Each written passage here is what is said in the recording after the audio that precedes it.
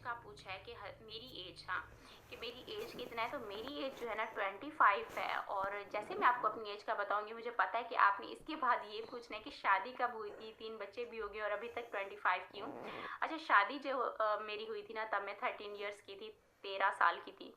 और जल्दी होने का क्या रीज़न है वो भी मैं आपको बताती हूँ कि जब मतलब मैं 13 साल की थी, मेरे अब्बू ना बहुत ज़्यादा बीमार थे। मतलब वो तो 1 2 3 साल से जो है ना लगातार काफ़ी बीमार जैसे रहने लगे ना। तो मेरे बाकी जो मुझसे बड़े वाले बहन भाई थे, सबकी अब्बू ने जल्दी ही ऐसे टाइम पे शादियाँ की थी।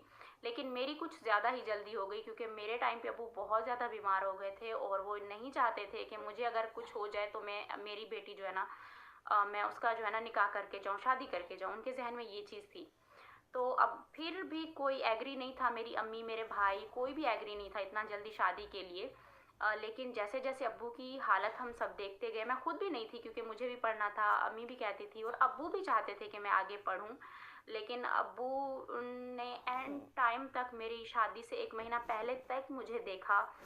मुझे सोचा कि नहीं, इसको मुझे पढ़ाना है, वो पढ़ाने के बारे में सोचते रहे। लेकिन एंड लास्ट वाला जो मंथ था ना, मेरी शादी से पहले अब्बू की तबीयत बहुत ख़राब हो गई थी। तो इसलिए जो है ना, अब्बू की हालत देख के हम सब ने यही फ़ैसला किया कि हम अब्बू की बात से एग्री हैं कि इनको कुछ हो जाए तो हम सारी ज़िंदगी जो है ना, हमें ये पछतावा ना रहे कि अब्बू बोलते रहे और हमने नहीं सुना था।